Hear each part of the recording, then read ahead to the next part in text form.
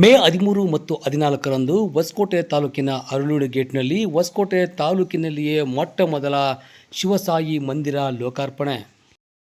ಭಾರತೀಯ ಸೇನೆಯಲ್ಲಿ ಸೇವೆ ಸಲ್ಲಿಸಿ ಕಾರ್ಗಿಲ್ ಯುದ್ಧದಲ್ಲಿ ಕೂಡ ಭಾಗವಹಿಸಿ ದೇಶಕ್ಕಾಗಿ ಹೋರಾಡಿದ ಮಾಜಿ ಸೈನಿಕರಾದ ಕೋಟ್ನೀಸ್ ಮತ್ತು ಅವರ ಕುಟುಂಬದವರು ಭಾರತ ದೇಶದ ಪ್ರಸ್ತುತ ವಿದ್ಯಮಾನದಲ್ಲಿರುವ ಜನತೆ ಮತ್ತು ಯುವ ಜನತೆಯನ್ನು ಸನ್ಮಾರ್ಗದಲ್ಲಿ ದೇಶ ಭಕ್ತಿಯತ್ತ ನಡೆಸುವ ನಿಟ್ಟಿನಲ್ಲಿ ಅರಳೂರು ಗೇಟ್ನಲ್ಲಿ ಅರಳೂರು ಗ್ರಾಮಸ್ಥರು, ಭಕ್ತಾದಿಗಳು, ದಾನಿಗಳ ಸಹಕಾರದಿಂದ ಹೊಸಕೋಟೆ ತಾಲೂಕಿನಲ್ಲೇ ಮೊಟ್ಟ ಮೊದಲ ಬಾರಿಗೆ ವಿನೂತನವಾಗಿ ಶಿವಸಾಯಿ ಮಂದಿರ ದೇವಾಲಯವನ್ನು ನಿರ್ಮಾಣ ಮಾಡಿದ್ದಾರೆ.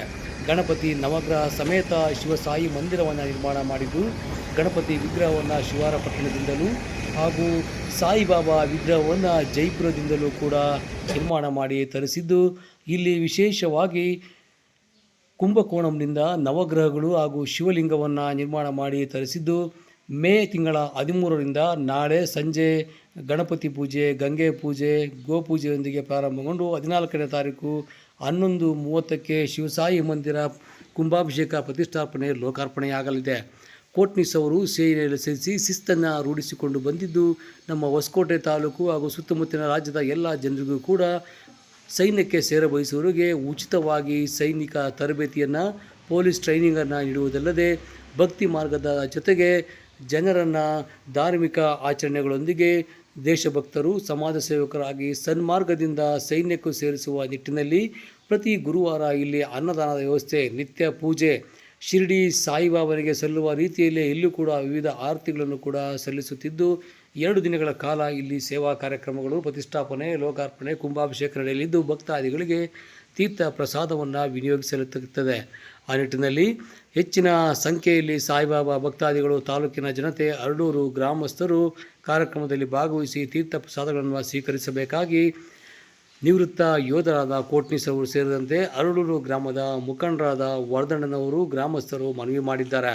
ಇನ್ನು ದೇವಾಲಯದಲ್ಲಿ ಉಚಿತ ಸಾಮೂಹಿಕ ವಿವಾಹ, ಉಚಿತ ಮಿಲಿಟರಿ ತರಬೇತಿ, ಉಚಿತ ಪೊಲೀಸ್ ತರಬೇತಿ ಸೇರಿದಂತೆ ಇಲ್ಲಿ ಆಗಮಿಸುವ ಎಲ್ಲ ಭಕ್ತಾದಿಗಳು ಕೂಡ ವಿಶ್ರಾಂತಿ ಪಡೆಯಲು ಸ್ಥಳಾವಕಾಶ. ಇದು ರಾಜ್ಯ ಹೆದ್ದಾರಿಯಾಗಿರುವ ನಿಟ್ಟಿನಲ್ಲಿ ಹಗಲು ರಾತ್ರಿ ಎನ್ನದೇ ಪ್ರತಿನಿತ್ಯ ವಾಹನಗಳು, ಪ್ರಯಾಣಿಕರು ಸಂಚರಿಸುವ ನಿಟ್ಟಿನಲ್ಲಿ ಇಲ್ಲಿ ಅವರಿಗೆ ಕುಡಿಯುವ ನೀರಿನ ವ್ಯವಸ್ಥೆ, ಟೀ, ಕಾಫಿ ಸೇರಿದಂತೆ ವಿಶ್ರಾಂತಿ ಪಡೆಯಲು ಸ್ಥಳ ವ್ಯವಸ್ಥೆಯನ್ನು ಮಾಡಿ ಜನರಿಗೆ ಧಾರ್ಮಿಕ ಭಾವನೆಗಳನ್ನು ತುಂಬಿ ದೇಶಭಕ್ತರನ್ನಾಗಿ ಕೂಡ ಮಾಡುವ ಸದುದ್ದೇಶದಿಂದ ದೇವಾಲಯ ಪ್ರಾರಂಭವಾಗಿದ್ದು, ಈ ಒಂದು 2 ದಿನಗಳ ಕಾರ್ಯಕ್ರಮದಲ್ಲಿ ಅರಳೂರು ಗ್ರಾಮದ ಶ್ರೀನಿವಾಸರವರು ಅನ್ನದಾನದ ವ್ಯವಸ್ಥೆಯನ್ನು ಕೂಡ ಮಾಡಿದ್ದು, ಭಕ್ತಾದಿಗಳು ಹೆಚ್ಚಿನ ಸಂಖ್ಯೆಯಲ್ಲಿ ಭಾಗವಹಿಸಿ ತೀರ್ಥ ಪ್ರಸಾದಗಳನ್ನು ಸ್ವೀಕರಿಸಬೇಕಾಗಿ ದೇವಾಲಯ ಸಮಿತಿ, ಭವಾನಿ ಕೋಟ್ನೀಸ್ ಅವರ ಕುಟುಂಬದವರು ಹಾಗೂ ಅರಳೂರು ಗ್ರಾಮಸ್ಥರು ಮನವಿ ಮಾಡಿದ್ದಾರೆ.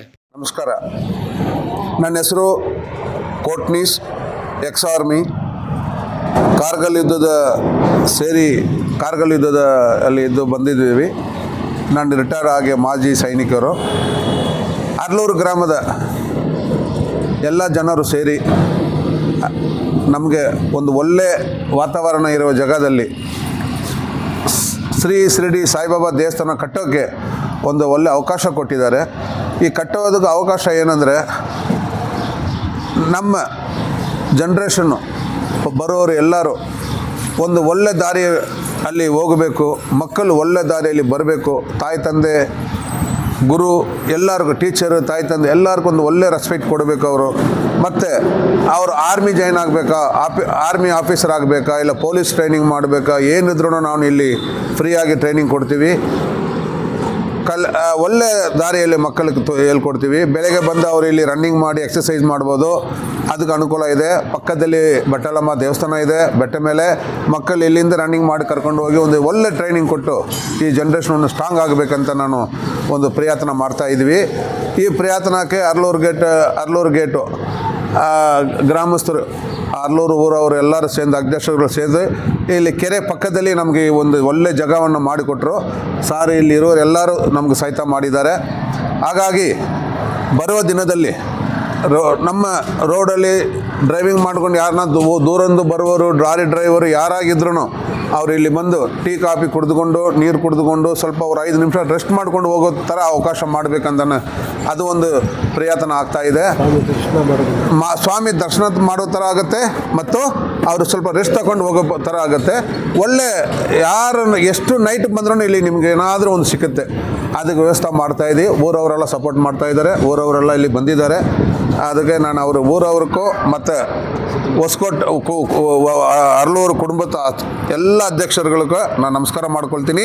ಮತ್ತು ನಮ್ಮ ಹೊಸಕೋಟೆ ತಾಲೂಕು ಸುತ್ತಮುತ್ತ ಗ್ರಾಮ ಜನಗಳು ಬಂದು ಇಲ್ಲಿ ಈ ದೇವರದ್ದು ಆಶೀರ್ವಾದ ತಗೋಬೇಕಂತ, ಸಾಯಿಬಾಬಾ ಗುರು ಆಶೀರ್ವಾದ ತಗೋಬೇಕಂತ ನಾನು ನಮಸ್ಕಾರ ಮಾಡಿ ಕೇಳ್ಕೊಳ್ತೀನಿ. ಇಲ್ಲಿ ದಿನ 13 ಬುಧವಾರ, 14 ಗುರುವಾರ ಅಲ್ಲಿ ಇವಾಗ ಕುಂಭಾಭಿಷೇಕವನ್ನು ಪೂಜೆಗಳು ಆರಂಭ ಆಗ್ತಾ ಇದೆ.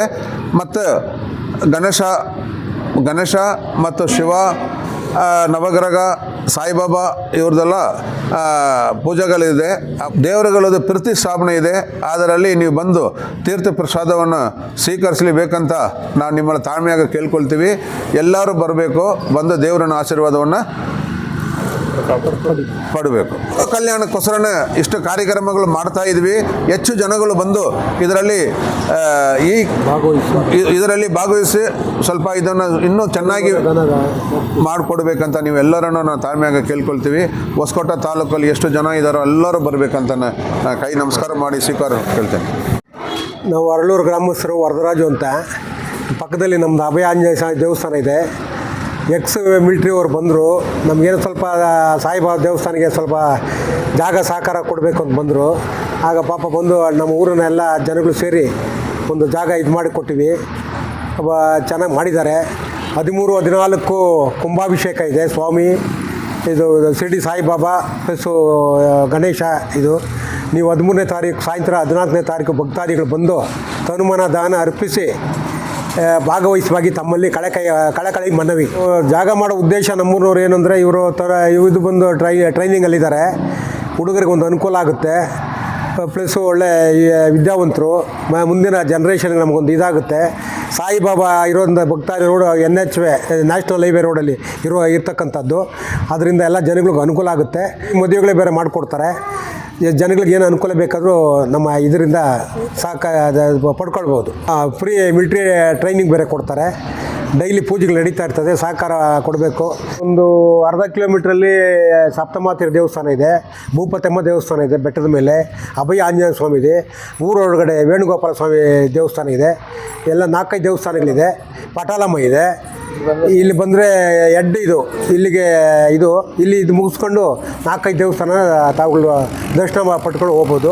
ಅದೇ ಜಗತ್ತಲ್ಲಿ ಇರ್ತಕ್ಕಂಥ ಗುರುವಿನ ಆಶೀರ್ವಾದ ಬೇಕು. ಅದರಿಂದ ಇವರು ಗುರು ಇದು ಬೇಕಾಗುತ್ತೆ. ಇದು ನಮ್ಮೂರು ಗೇಟಲ್ಲಿ ಸಾಯಿಬಾಬಾ ದೇವಸ್ಥಾನ ಪ್ಲಸ್ಸು ಅಭಯ ಆಂಜನೇಯ ಸ್ವಾಮಿ ದೇವಸ್ಥಾನ ಇರೋದ್ರಿಂದ ಸುತ್ತಮುತ್ತಲ ಗ್ರಾಮಸ್ಥರು ಎಲ್ಲರೂ ಸಂತೋಷ ಪಡ್ತಾರೆ. ಡೈಲಿ ನೂರಾರು ಜನ ಬಂದು ಹೋಗ್ತಾ ಇದ್ದಾರೆ. ಎಲ್ಲರಿಗೂ ಒಳ್ಳೆಯದಾಗಲಿ.